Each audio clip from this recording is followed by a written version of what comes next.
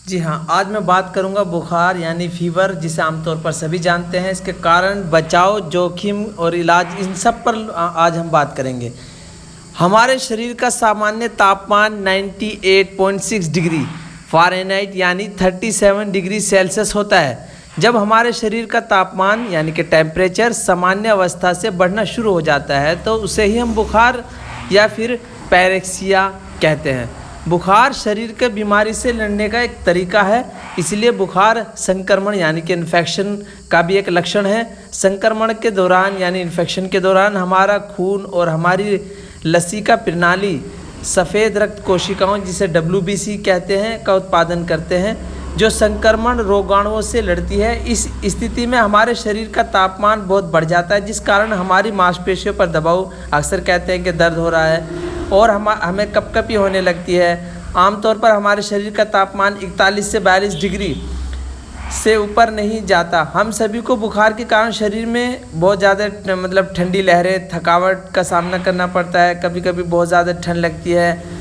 तो बुखार और बहुत से कारणों से भी हो सकता है, जैसे वायरल भी हो सकता है, बैक्टीरियल इन्फेक्शन की वजह से भी होता है, साधारण सर्दी जुकाम की वजह से भी हो सकता है, यूरिनरी इन्फेक्शन की वजह से भी हो सकता है, मलेरिया या फिर कोई दवाई का साइड इफ़ेक्ट से भी हो सकता है।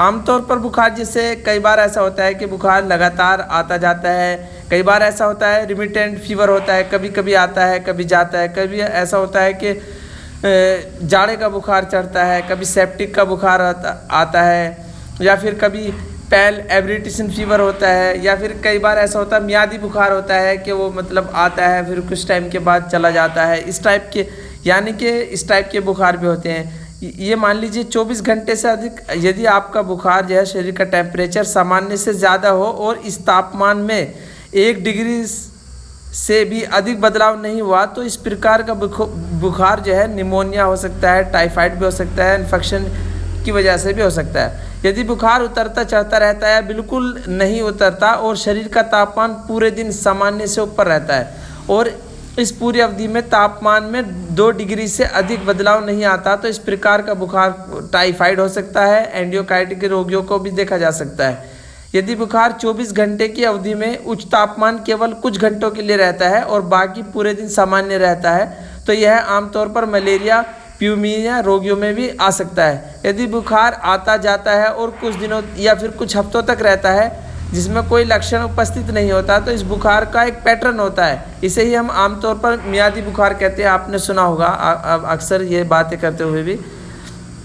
जब हमें बुखार आता है तब हमारे मस्तिष्क यानी कि जो दिमाग का एक हिस्सा होता है, जिसे हम हाइपोथैलेमस, जिसे हम आपके शरीर का जो है थर्मोस्टेट भी कहा जाता है उसे, जो हमारे शरीर के सामान्य तापमान के निर्धारित बिंदु को ऊपर ले जाता है। जब हम ऐसा होता है तब आपको ठंड महसूस होने लगती है और आप ज़्यादा से ज़्यादा कपड़े पहनते हैं या कंबल में लिपट जाते हैं, जिससे शरीर में गर्मी बढ़ती जाती है और शरीर का सामान्य तापमान पूरे दिन बदलता रहता है।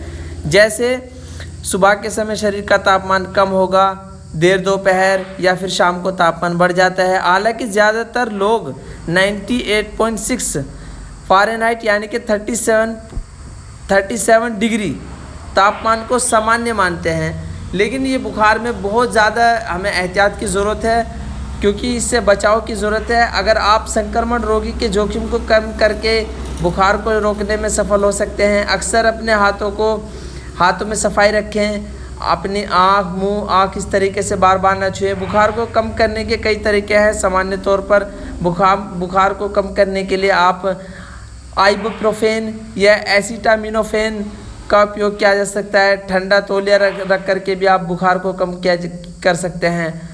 और हाँ, एक चीज़ और, ठंडा तरल पदार्थ भी मरीज को तुरंत रिहाइड्रेट और ठंडा कर देता है। एसिटामिनोफेन के सामान्य ब्रांड के नाम से आजकल एस्पिरिन फ्री, एनासिन, पैनाडोल और टाइलेनोल है। बुखार से किसी भी व्यक्ति को डिहाइड्रेशन हो सकता है, इसलिए तरल पदार्थों का सेवन भी ज़्यादा से ज़्यादा करें, क्योंकि बुखार का इलाज उसके कारणों पर भी निर्भर करता है। अगर आपको बुखार 3 दिनों तक ना उतरे या फिर बहुत ज़्यादा हो रहा है, तो आप डॉक्टर से तुरंत संपर्क करें। डॉक्टर के परामर्श के बिना दवाई न लें। हमारा वीडियो के माध्यम से जो आपका अवेयरनेस फैलाने का मकसद है, आपके स्वास्थ्य की चिंता करते हैं और एक सही जानकारी आपके साथ साझा करने की कोशिश करते हैं। आप थैंक यू, जय हिंद, जय भारत। फिर एक नए टॉपिक के साथ फिर मिलेंगे। Thank you.